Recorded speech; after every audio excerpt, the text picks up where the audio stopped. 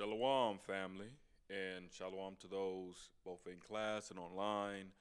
Welcome to another Sound Sabbath class. And for today, we are going to be dealing with April Fool's Day, okay? Also known as All Fool's Day. And just getting into some of the history and things of that nature to get an understanding of what it is so many people celebrate, okay? So you'll be aware of some of the custom, but more so some of the history concerning April Fool's Day and kind of where it comes from or why some people may celebrate it. So also known as, of course, April April Fools and All Fools. So let's get into one of the sources, some of the history. On this day in 1700, English pranksters began popularizing the annual tradition of April Fool's Day by playing practical jokes on each other. So that's the thing, playing everything's about the jokes. Let's continue. Although the day, also called All Fools' Day, has been celebrated for several centuries by different cultures, its exact origins remain a mystery. So they don't know the exact origin that, hey, everything pinpointed here. However, just as it said, it's something that spans centuries, several centuries, and that spans different cultures. And of course, where we're getting today, if you actually research a lot of customs that are celebrated today, especially in Western culture, especially in you'll see that it's not something that only stems from one influence. It's a lot of times things that stem from multiple influences that then thus has made this. I take from this, I take from that, I take from this, and now I present to you this. Or certain things are, they used to do that, but we don't do that part, but we do these other parts. Trade offs. So, continuing along. Some historians speculate that April Fool's Day dates back to 1582. Why? When France switched from the Julian calendar to the Gregorian calendar as called for by the Council of Trent in 1563. So, what's the significance of that? Because this is very significant. Let's read on. People who were slow to get the news or failed to recognize that the start of the new year had moved to January 1st and continued to celebrate it during the last week of March through April 1st became the butt of jokes and hoaxes. These included having paper fish placed on their backs and being referred to as poisson d'avril, April fish, said to symbolize a young, easily caught fish and a gullible person. So that's what, it's said to symbolize. But remember, let's even do that. Let's look up, what does gullible mean? Let's see gullible. Let's look that up real quick. Using the dictionary, dictionary.com as a reference. So gullible, it says easily deceived or cheated. So easily deceived or cheated, easily taken in or tricked. And of course, this source from history.com, but you have to think about it when putting things in perspective and understanding that this change came about primarily through a political move, a political agenda. So to get people to begin to observe the New Year's on January 1st instead of that March or April period, when the new year traditionally was coming in with spring, beginning life. But instead, they want you to move to winter in the time of death and dearth. So, but ironically, they call those who continue to observe spring as the new year being fools, being gullible.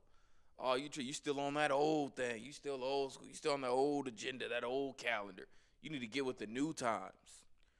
But if you understand that the change was not a change that was wise or good. The change was not something that everyone should have just hopped on with simply because this is something that was presented. And the people who chose not to hop on the bandwagon, so to speak, well, those aren't the fools. Those were actually the wise. And they weren't tricked or seduced, but rather were the ones that questioned and didn't just go with the flow, but said, nah, that ain't that ain't right. That ain't how you do it. While those that went with the flow were truly the ones that were more gullible. To proclaim the ones that remained intact with the way things were as fools, but rather they became fools themselves when they subjected themselves to the change. Because if you research or go back and watch the lesson that I taught concerning the new year, you'll find out that there is no astronomical or you know nature religical, if that's a word, but no sign in nature that would show or say that, hey, New Year's is in winter. Instead, everything points to spring. So then it still further begs the question on who's really the fool. Think about it. Let's continue. So you see how they would put that fish, that picture on the back of someone to say this person's the fool, this person's the dummy. Let's get Proverbs chapter 14 and verse 15. Let's get Proverbs chapter 14 and verse 15. Book of Proverbs chapter 14 and verse 15, and it reads, "The simple believeth every word." Remember, that was one of the things they were saying. That someone, oh, you must be a simple, person, gullible person. What does simple mean? I'm calling you simple. So let's get simple. It has more than one definition. So simple, noun, an ignorant, foolish, or gullible person. So that's what you're dealing with. An ignorant, foolish, or gullible person when they're dealing with simple. So an ignorant, foolish, or gullible person, they're just going to believe every word. Whatever that person says, they're going to eat it up. But you're not supposed to be like that. And if you are like that, because some people may very well be like that. And of course, it's written here because, yes, people are like that. So you may be one of them, or you may know a few people that are like that. So it says, "The simple believeth every word." You can't believe every word somebody says just because they say it. It says, "But the prudent man looketh well to his going." But the prudent, the wise, they're going to further investigate, explore, and discover those things and see, okay, let me verify. Let me see.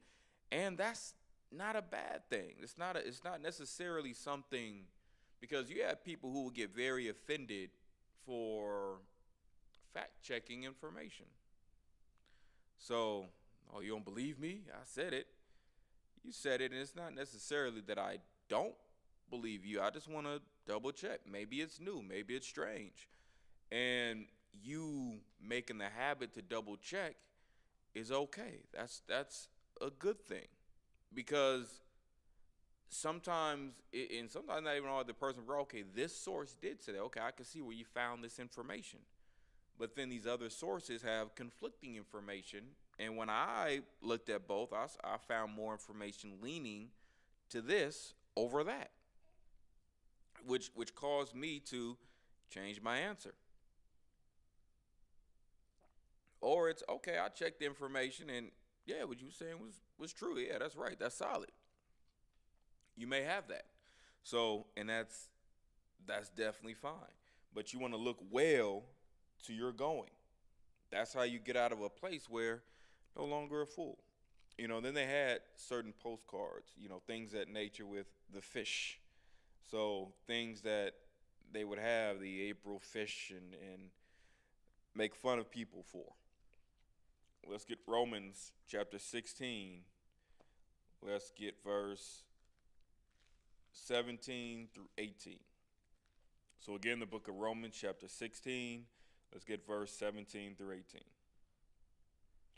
Look at Romans chapter 16 and verse 17. And it reads, "Now I beseech you, brethren, mark them which cause divisions and offenses contrary to the doctrine which ye have learned, and avoid them. For they that are such serve not our Lord, Hamashiach Yahushai, but their own belly, and by good words and fair speeches deceive the hearts of the simple." And you have that going on across the board in many different areas, many different spectrums. That you have people who, we live in a day and age, so many people are full of sweet words, sweet swelling words. Need to be through flattery or to try to sound more noble, educated, or sophisticated, to where that begins to entice a lot of people just off of those things to, man, I like that, brother. I like that. So they like the way they talk. They sound good. And it's true. They may very well have some beautiful vernacular. But the content is not good. The context can be horribly wrong. But they may sound good. And sometimes that's the case. You look at it and that ain't right at all. But you have to learn to, as it says, to mark them, to identify them. When I mark something, it's been identified. I can say, okay, this is now this. You have to look at those things and understand some of these people, they're causing divisions that are contrary to sound doctrine, because I have to specify, division itself isn't necessarily a horrible thing. Some people would argue otherwise. Oh, we all need to be one and things. How can you be one with people who are heavily adverse to things that are good? Are you going to be one with a rapist? You're going to be one with a murderer. Can we just be? Okay, so we're starting to say you can't just be one with everybody.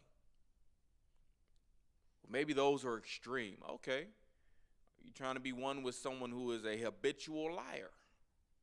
Trying to be with someone who's at one with someone who is a thief. On a habitual liar, you just gonna believe everything they say. When this person has been known to lie, maybe that's extreme. Okay, you're gonna be one with someone who is known for gossiping, talebearing, and spreading of rumors. So it's understanding you cannot be one with everybody. There has to be division, things that separate you from those who, no, they are contrary. I cannot be up under these people. I cannot dwell with these people, because there's going to be problems, because they do not desire to change. You have to desire to change and be a better version of yourself based on righteousness, doing the right thing, not of what is pleasing to man, but what is first and foremost pleasing to the Creator that established righteousness, who you will please both him and generally your fellow man through applying those things. So now, and it says, and offenses. So, because some people, they will cause offense. Some people will not be as mindful of what they say or how they say it, and can more easily cause offense. And there's a balance. There are times to rebuke, sharp correction. And I got to tell you how it is in that moment. But that is not every moment. Every moment is not rebuke about everything. There are times when no, it is not good to rebuke. It is good to reprove. Other times, even if though it's good generally to reprove, I need to be wise, because now is not the time to literally reprove. I may need to wait momentarily. I need to wait later. Let me not put this person on blast in this way. There's wisdom in that regard that you have to be mindful for. And there are people who don't like to exercise that wisdom. I get it. You'd rather play checkers, but a lot of times it's a chess game. You got to learn to play chess and not checkers. You have to be more strategic, even though you may not want to be. I want it to just be simple. It's not always going to be like that. So, and like I said, these are division offenses contrary to the doctrine which ye have learned. So, in that doctrine you should be learning is sound doctrine of the scriptures. So things that, this is solid. This is solid. Not things like, that sound flaky. That don't seem like the scriptures really weigh heavily to support that. So I can't mess with it. So, and that's why it says, and avoid them. So, avoid who? Like it says, those people.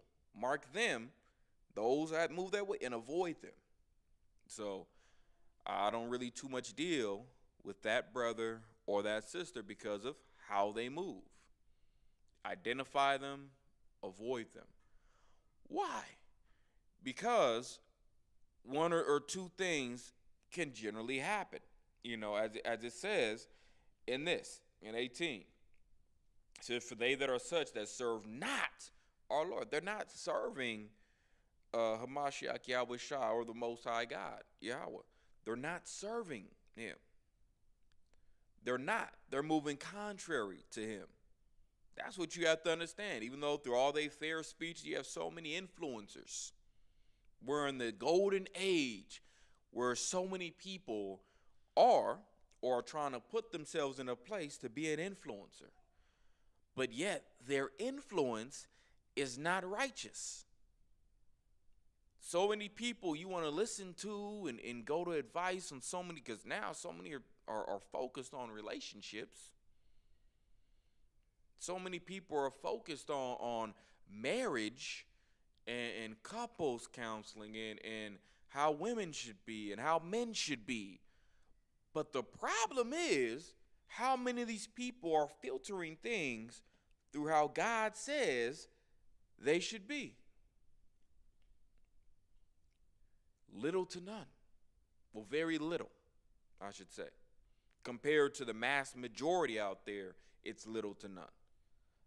But it's not in great numbers, which lets you know the mass majority of people are not in a place operating in wisdom to where you should be counseling, listening, and taking what they say as gold. And taking it and running with it. Because that's what a lot of people are doing. And it's like, well, see, she said, well, see, he said, and you're not looking at, well, see, the Most High said. Who are you trying to listen to? And a lot of times, you're looking for men or women that validate what it is you feel is right. You think is right. That's why it says, in this latter part of 18, and by good words and fair speeches, that fair, beautiful speeches, good words and beautiful speeches that you listening to on YouTube, Instagram, Facebook, what happens? Deceive the hearts of the simple. Well, I'm not simple. I hope that you're not. But if you're putting yourself in that space, then you become simple in those areas. You can have a college degree and still be simple-minded. You can still be very much so simple. You can still have a college degree and lack common sense.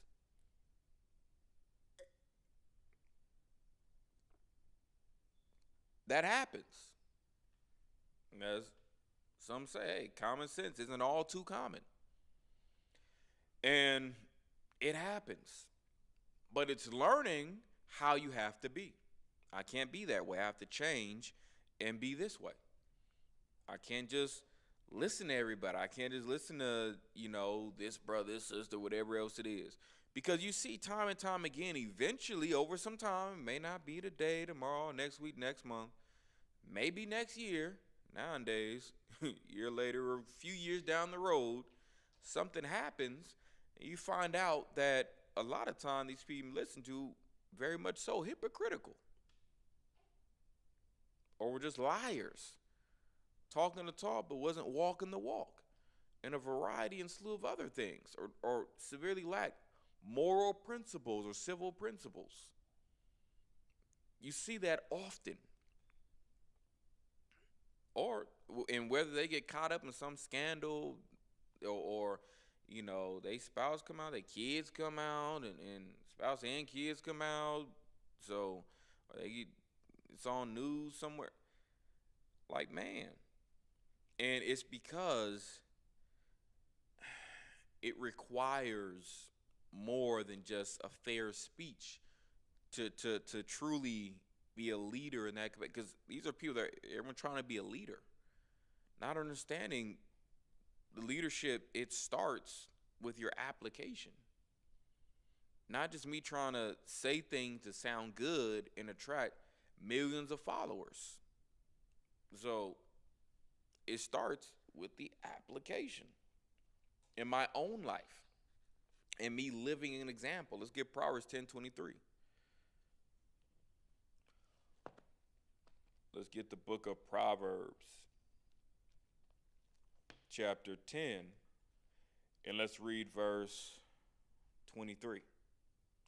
The book of Proverbs, chapter 10, and verse 23.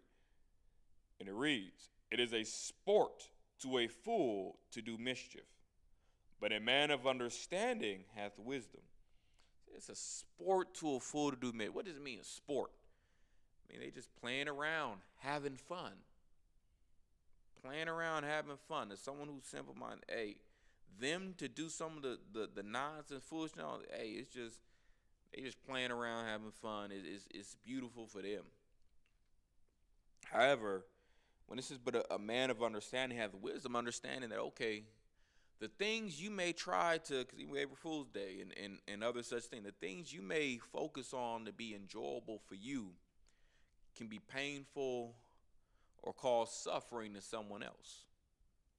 Nowadays, you have so many people doing so much of these pranks, just playing a joke, when these pranks are growing ever more dangerous, hazardous, at times to both the person doing it, because I'm putting myself in harm's way directly, but then also to the person that's involved. You're trying to play the prank on, you're putting them in harm's way. And oftentimes more ways than one. And other times it's a double. You putting yourself in harm's way, not only because of the thing you may be doing, but simply because you're dealing with other people. You don't know how they may respond, and now their response may be something that becomes deadly to you. So a wise person is going to examine that and analyze, that's not a type of prank you want to play on somebody. Well, why not? Because if you play that prank on somebody and you continue to do it thinking it's funny. If you don't the first time, eventually you're going to run into, as they say, the wrong person who isn't going to, oh, it's a prank, and oh, you got me. Good one. We're good. Fist bump. But nah, they're gonna beat you. Someone will beat you to death, beat you senseless. Other ones may very well stab you, shoot you, rob you. Just depends on who you run into. And then one has to examine, would it still have been worth it? Because you're seeing a lot of people doing pranks.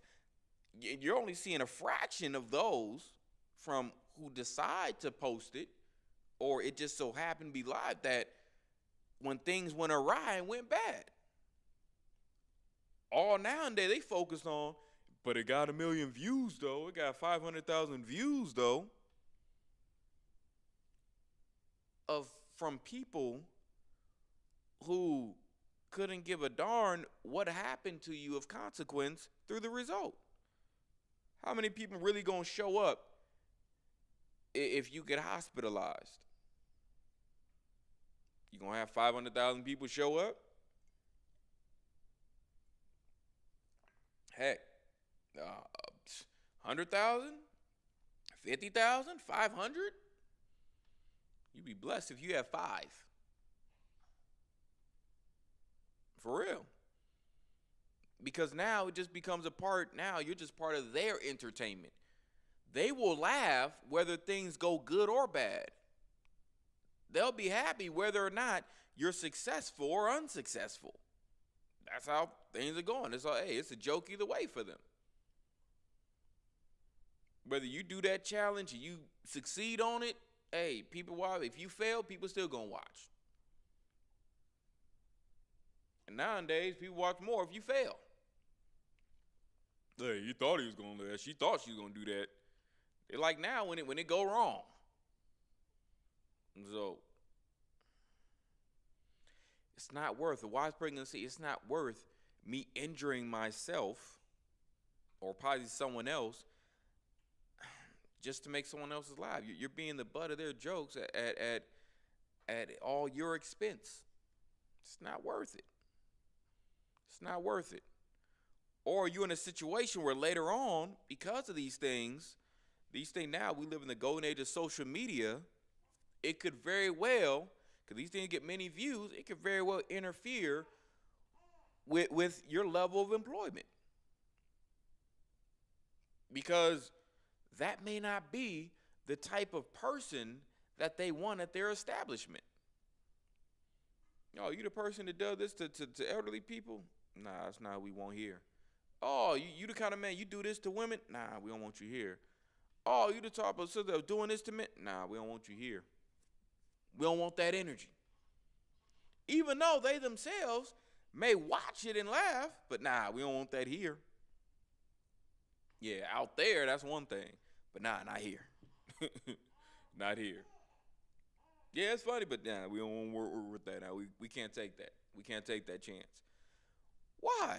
Because there's a good chance that you'll bring that same mindset and energy to that area. You may be unhinged, uncontrolled. You may be reckless. They don't want to take no chances. So, because they see how you operate. So, you'll do it if you believe or influenced by someone else that it'll get you so many likes and views. Oh, you'll do it. You'll do it. You'll be on the foolishness. They can't have that. So, these are all the things like to bring out, like Proverbs 10 and 23, like, out, it is a sport to a fool to do mischief, but a man of understanding hath wisdom. So, man, woman, or child. Now, read on. Historians have also linked April Fool's Day to ancient festivals such as Hilaria, which was celebrated in Rome at the end of March and involved people dressing up in disguises. There's also speculation that April Fool's Day was tied to the vernal equinox, or first day of spring in the northern hemisphere, when Mother Nature fooled people with changing, unpredictable weather. So, dressing up, skies, masks. Let's get Genesis 8:22. But see, perspective. See, Mother Nature fooling us. It's changing. Is that really the case? So let's get the scriptures. Genesis chapter 8 and verse 22. The book of Genesis chapter 8 and verse 22, and it reads, while the earth remaineth, we see the earth is still here, living on it, standing on it, still breathing its air. While the earth remaineth, seed time and harvest and cold and heat and summer and winter and day and night shall not cease. So let you know, these things have been operating and changing in these ways for a very long time. It's not new. It's not brand new. Not things ain't all of a sudden doing the funky chicken outside. And no, things have been operating with change, but change that has been planned, calculated, and is predictable and consistent in general. Yes, there are times where, okay, this may happen, that may happen, but generally overall, the Most High is letting you know the blueprint, it was built in. These things would happen. So these changes would be something that would occur naturally, and these conditions will vary normally. Normal changes, not changes that are so widely varied that comes around March, April, we don't know what it's going to be. You know, February, March, we don't know. December, January, who can tell what it will be? You're not having all this wide variation. So that's important. Let's continue. The custom of setting aside a day for the playing of harmless pranks upon one's neighbor is recognized everywhere. Dubious or discussed. Some precursors of April Fool's Day include the Roman festival of Hilaria, the Holi festival of India, and the medieval festival of Fools. That's from Wikipedia. The medieval festival of Fools, of course, the Hilaria. So, you have things like this. And Hilaria and the great preceding days of the Megalesia. So, Hilaria Matris Diem, the Magna Mater, also known as the for Cybele. So, which was one of the Roman gods that was worshipped. So, let's read this. Hilaria in Roman religion, day of merriment and rejoicing in the Cybele Attis cult and in the Isis Osiris cult, March 25th and November 3rd, respectively. It was one of the several days in the festival of Cybele that honored Attis, her son and lover. Because again, a lot of these things are rinsed, washed, and repeated. The names change, but a lot of times the function or relationship is very similar. So as you know, that from, as a deal with Cybele and Attis, same like you would deal with, Ishtar or Ashtaroth or Isis. Same with, Tammuz and Nimrod, everything else. So like I said, the Isis Osiris cult, a lot of things are rinsed, washed, and repeated. So continuing on, March 15th, his finding by Cybele among the reeds on the bank of the river Gallus. March 22nd, his self-mutilation. March 24th, fasting and mourning at his death. And March 25th, the Hilaria, rejoicing at his resurrection. Some of the activities on the Hilaria resembled those associated with April Fool's Day. November 3rd, the Hilaria of the Isis Osiris cult marked the resurrection of Osiris. husband of Isis. And that's from Britannica.com on Hilaria, Greco-Roman festival. So and this, of course, is a image or depiction of her, Cybele, at the Hilaria. Now, Feast of Fools. So, Feast of Fools, popular festival during the Middle Ages, held on or about January 1st, particularly in France, in which a mock bishop or pope was elected, ecclesiastical ritual was parodied, and low and high officials changed places. Such festivals were probably a Christian adaptation of the pagan festivals of the Saturnalia. By the 13th century, these feasts had become a relic of Christian morality and worship. In spite of repeated prohibitions and penalties imposed by the Council of Basel in 1431, the feast did not die out entirely until the 16th century. And that's from Britannica.com, topic Feast of Fools. So this is something, of course, understanding, and even when these things make mention of, oh, well, Christians were doing it. Well, these were Christians more so in the religious sense, and how Christianity more so observed today, the mixture of paganism with biblical beliefs, but this is not the example and sound doctrine of Christianity that the apostles and disciples were learning under Christ. So under the one whom the world knows is Jesus the Christ. So it's night and day situation, but rather things that were adopted to make it, well, it seems good, and a lot of people were trimming the ways of righteousness. But then it becomes something entirely. And so you also have like the layer, and this is from the Hunchback of Notre Dame. Let's get Jeremiah 10 and 2. Let's get book of Jeremiah. Let's get chapter 10, and let's read verse 2.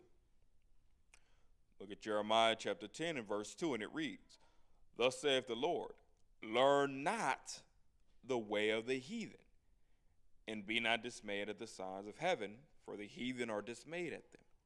So when it says learn not the way of the heathen, it's dealing with learning is whether you're being taught, you're reading about it, studying it, you're gaining these things.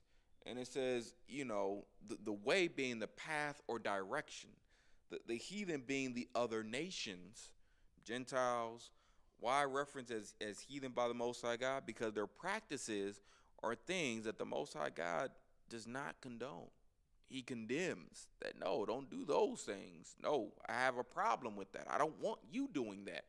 I have a problem with them for doing it. I will have a problem with you for doing it.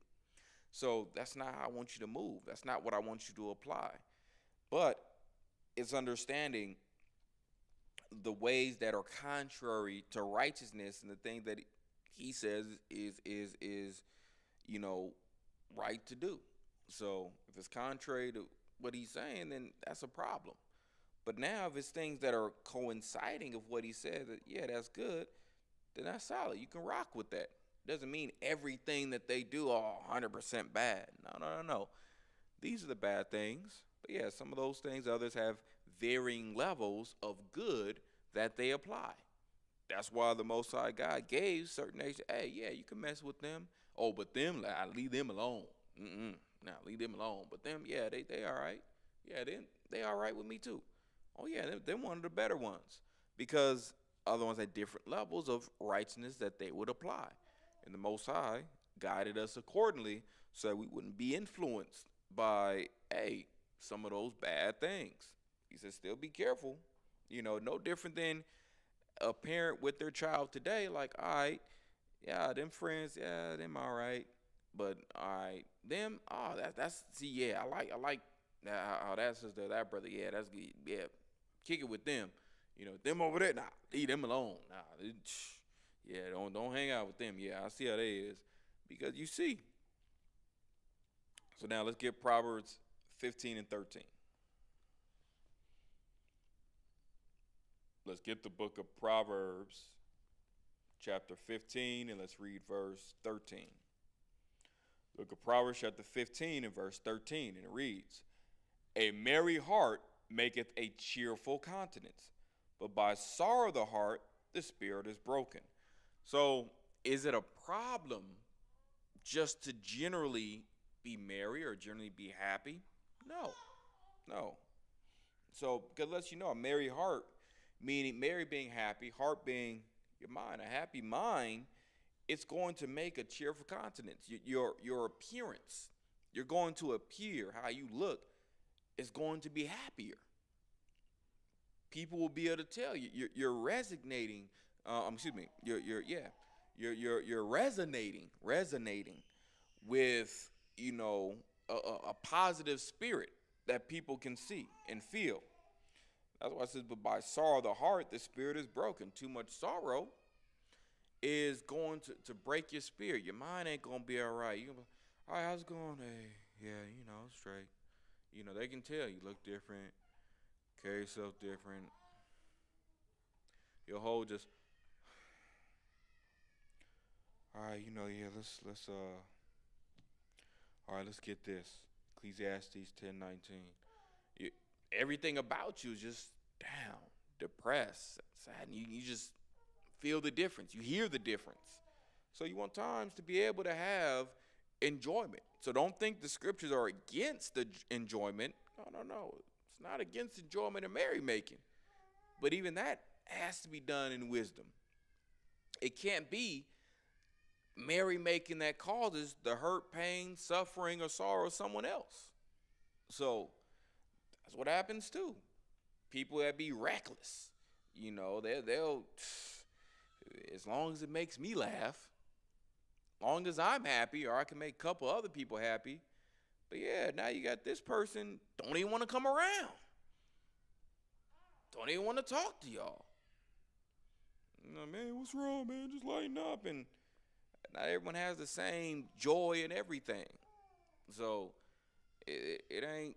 Some people don't want to be a part of them games. They don't want to move or act in that way. You got to learn to accept that and respect that. And I won't mess with this person in that type of way because it negatively affects them. So, and it's a lack of brotherly and sisterly love. So seeing that, okay, I see this genuinely bothers, this person, okay, I won't do that. And that's varying. Sometimes it may be with a parent to their child. So that, hey, this ain't, I may play around too much with my child to where it negatively affects them. It's hurting their confidence. It's hurting their attitude, Okay, I got to back off some. Sometimes it's spouse to spouse. Sometimes, hey, you may play too much with your spouse. Hurting they feel now they pulling away from you. Now they not doing it because play around too much. So it need to be through words or actions. It could be either one. Sometimes with other friends, congregants or co-workers, play too much. So, and people can react differently to those things. Some people over time, it can cause withdrawal. I don't try to be around those people as much. Others, it can cause sorrow so much they may choose suicide. Others may choose to hurt others as a result. Bullying different ways, or people who lose it. They fall off the rocker that, man, I'm kill everybody, hurt everybody because they can't take it. Everyone's not built like that. Not everyone has the same level of tolerance for those things. So, like the scriptures deal with. Let's get Ecclesiastes chapter 10, and let's get verse 19.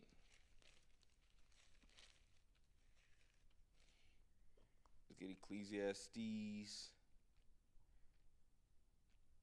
chapter 10 and verse 19.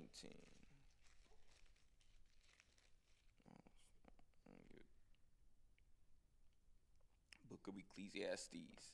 Ecclesiastes chapter 10 and verse 19, and it reads, "A feast is made for laughter." There's times. It's not a problem to laugh. Part of having these feasts of the Most High is to laugh, is to have a good time, to enjoy. So, man, it's part of it. And wine maketh merry. Even the times that, man, if sometimes, hey, it's good to have some bottles of alcohol to help cause people to loosen up more, to be able to have a better time. Some people need that. And some people need to drink a little more to tell better jokes or to be funnier. Other people need to drink a little more to feel more comfortable in that type of environment. Some people need to drink a little more to be able to just, allow themselves to relax. It's case by case. So in some, don't need to drink at all to feel that. It's case by case. But nevertheless, it's there for that, So it's there for that. And that's a good thing. So the scriptures are definitely not against having fun, playing around. It's not that's again, there's times for that. But it's understanding the time and place, as one may say, and the limit. And now people are no limit soldiers. They taking things way past the limit, or things that, no, this type of action or behavior is not a joke. It's not something to be done in a joking way. Certain things you don't play like that. You don't try to play. You have people all the time, whether they're doing it to strangers, even sometimes people in their house with their spouse, like, man, you don't play like that. Brother, don't play like that with your wife. Sister, don't play like that with your husband. So, because those things can cause serious problems. You got all types of jokes and things that people play with that are not funny. So, that is not funny. There's a variety of them, So, you got people, everything from going in stores, hitting people in the head with things that hurt, So, making it seem like it's an accident, and you got spouting thing, make it seem like they in adultery and things of that nature, and certain things you don't play about, because how someone may react, man, you don't know how that person can react in that situation, because they thought it was this. You're the one that knows that's not the case. They don't know that. So then they can react based upon that situation. Only later on find out it's a joke. You playing seriously with someone's emotions. Seriously.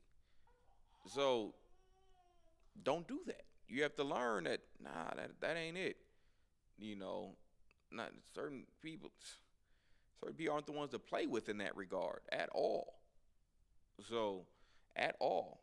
Because then if they stab you, shoot you, beat you, would it still be funny then? Is it would it still be the same reaction? Would it still be worth it in that regard? Most people are gonna say no.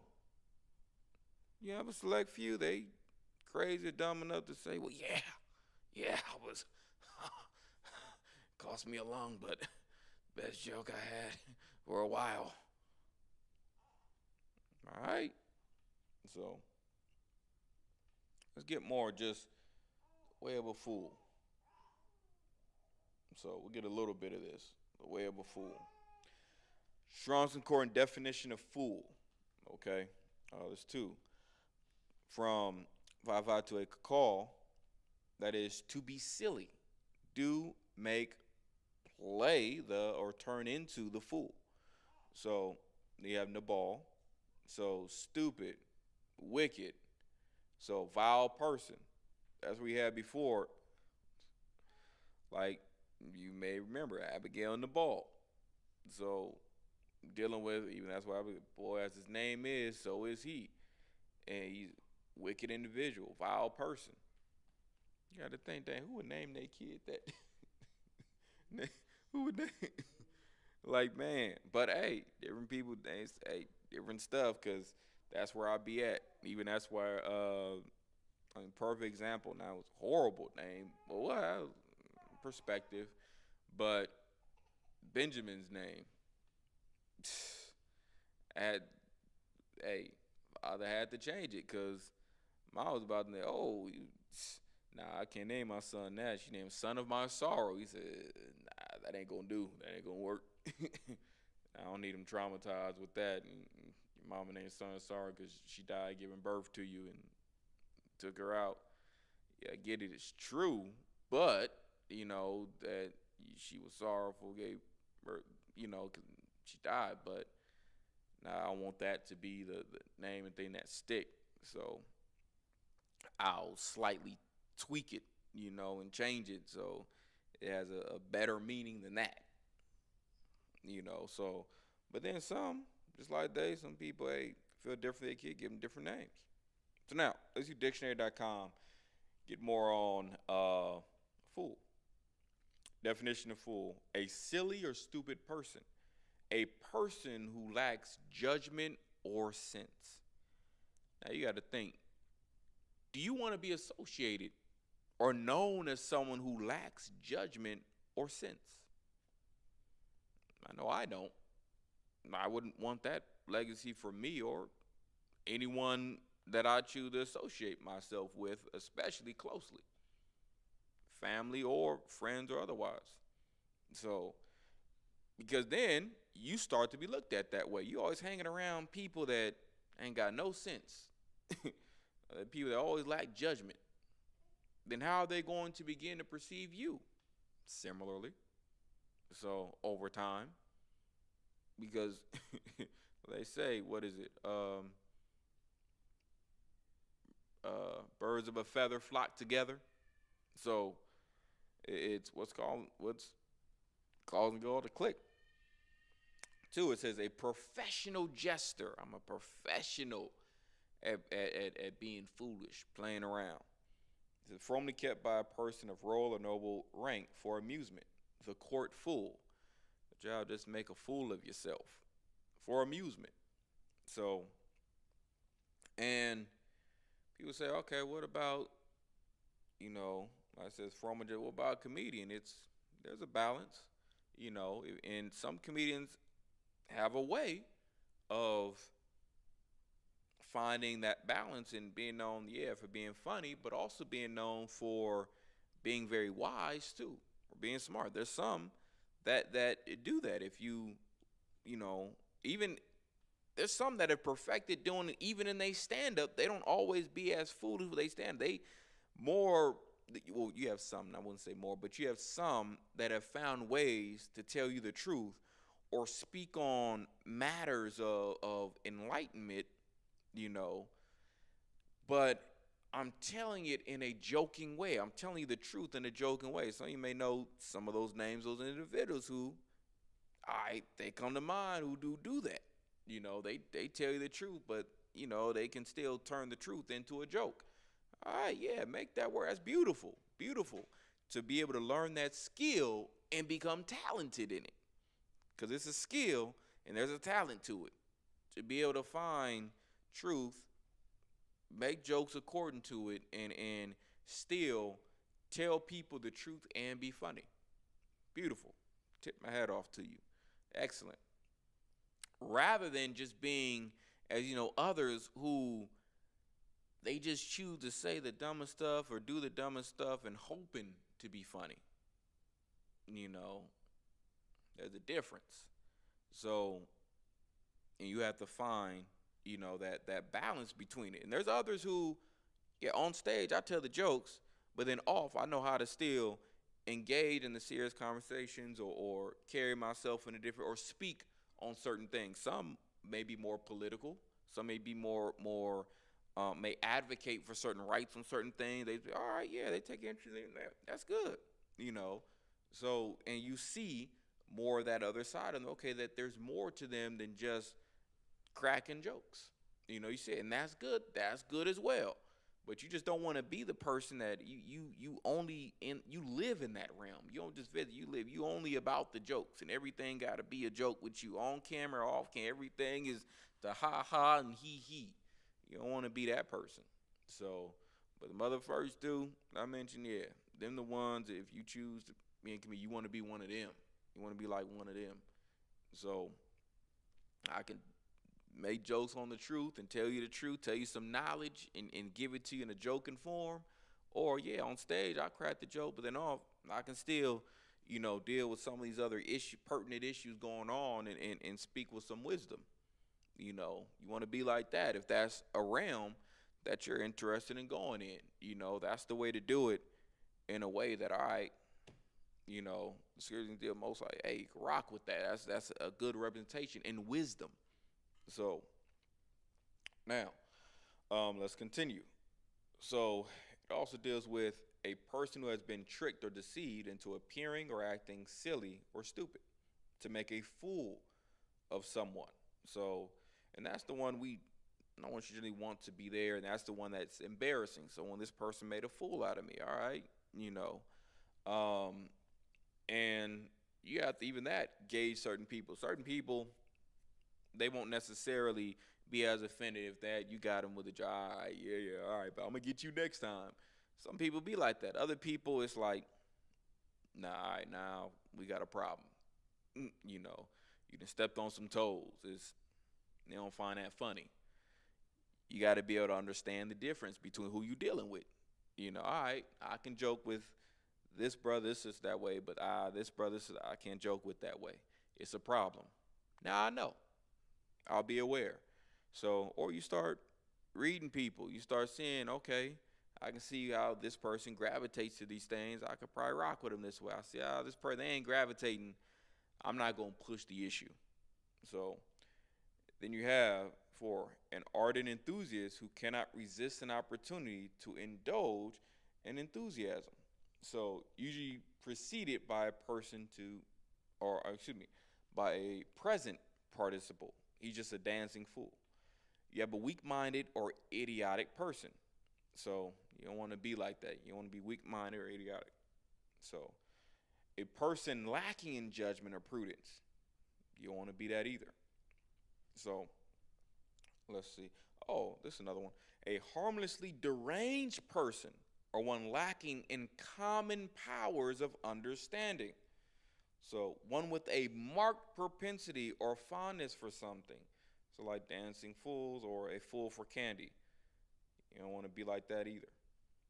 So let's get Psalm 75 and 4. We're about to wrap this up. Let's get Psalm 75 and 4. Let's get Psalm 75 and verse 4. Psalm 75 and 4, and it reads, I said unto the fools, deal not foolishly, and to the wicked, lift not up the horn. Why? Why did it say I said unto the fools, deal not foolishly? Because it lets you know at times you have to talk to those people. Most hey, you got to address them people. And foolish people that, hey, you can't be like that. Or there's limits, or reel it back some. Don't go past that level. Yeah, this you do okay here, but don't take it over here. That's too far. Don't be so foolishly. So that's needed, at times. So, and like I said, saying to the wicked, lift not up the horn. So meaning that horn can represent a level of pride. So, to lift up, exalting. You're lifting up, you're exalting, and lifting up that horn is a level of exalting oneself or exalting in terms of pride or ego, or in a space where you're not as humble or repentant, for things that you're making it seem as this is all good, but nah, this is a problem. You need to change. Let's get Psalms 92 and 6. So let's get Psalms 92 and 6. Book of Psalm chapter 92 and verse 6. It says, a brutish man knoweth not, Neither doth a fool understand this. So they're not always going to see and understand the wisdom and how to move in these ways. You have some they can watch and says, till we back on what they on. So not understanding why you should move in these ways, even though it be told unto them. It's not registering or clicking. So, and of course, it's not clicking on their own, because if it was, they more likely would have made the changes. But some, there's a difference between having learned sense and bought sense. Some, you can teach them, they can absorb that information, you give them the understanding, boom, it clicks. I got it. So I made the adjustments. Others, you can try the same thing, but it's not effective. It's not working. So now they have to learn the hard way. They have to pay for it. Hence, they have to have bought sense. It will take for something negative or bad to happen for them to realize, dang, I need to stop doing this, or I need to change. It'll take for that. And knowing that is, okay, well, at least, hey, I'll try to help you, but after that, I washed my hands of it. I did my part. So let's get Sirach chapter 19, verse 30. We'll end it here. Let's get Sirach or Ecclesiastes chapter 19 and verse 30. Sirach chapter 19. And actually, we'll start reading verse 29 and 30. Sirach chapter 19, verse 29. It says, a man may be known by his look, and one that hath understanding by his countenance when thou meetest him. So how you carry yourself is going to say a lot about you, what kind of person you are. And you have to examine that. You have to examine first and foremost, what kind of person do you want to be? How do you want to be taken or perceived?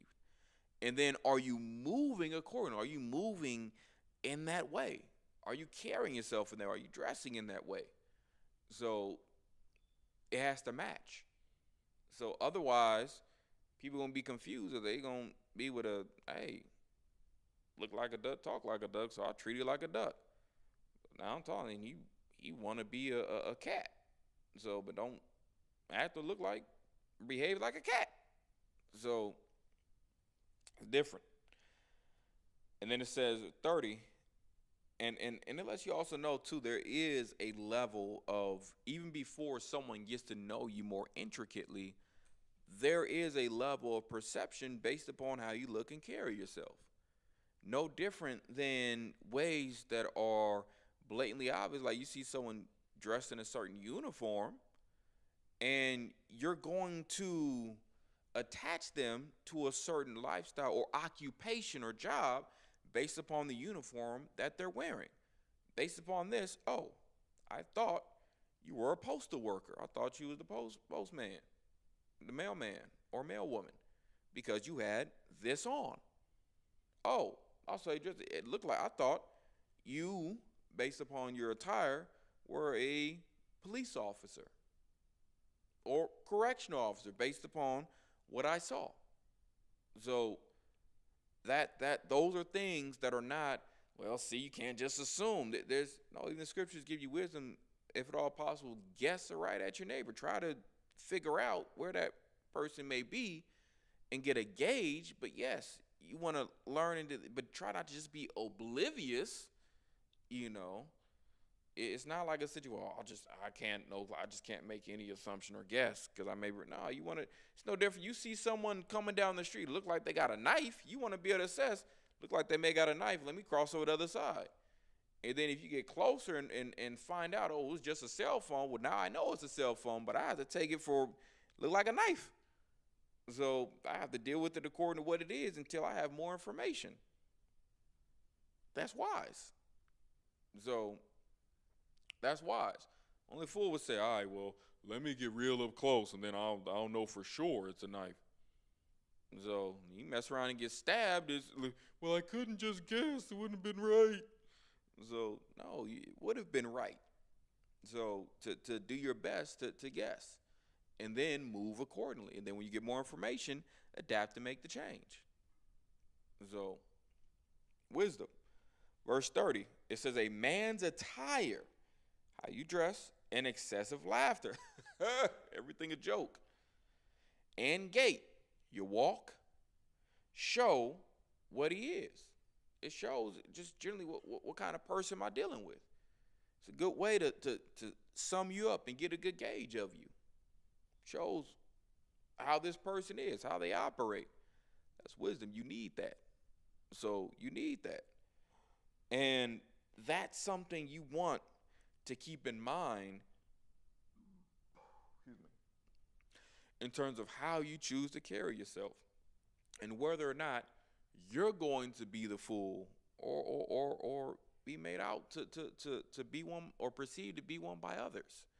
So I pray these words, stick with you and most of all when you gain something, out of this and to realize, let me be mindful first and foremost. I'm not going to endorse April Fools because of some of the pagan background and history behind it, um, in addition to it just generally being something that most I would not endorse from what we understand with the history and generally from the scriptures, but then understanding that, okay, let me be mindful of how I may play and interact with others, but still, yeah, I may generally, choose to play and interact, have a good time, and not be afraid to do so or to, condemn someone else for playing or having a good time. So, but working to find the balance, whether whichever side of the spectrum you are. If I'm a place that some people may be against, alcohol or playing around having fun. Some people may shun more so those things, and they may have to learn more of a balance to, all right, let me loosen up a little more, not be as uptight or not be as strict on those things. Where someone else, they may play too much. Everything's games and all the time, and they have to learn, okay, let me reel it in some and let me learn, okay, what games not to play or playing the right game with the right people, and knowing those who, nah, they out of bounds and leave them alone. So it's finding that balance, within those things as well to move not only in righteousness that the scriptures speak of, but also in the wisdom that the Most High speaks of, and making sure I apply that so that I have grace, mercy, and favor both before God and before my fellow man, so to speak, man, woman, and child.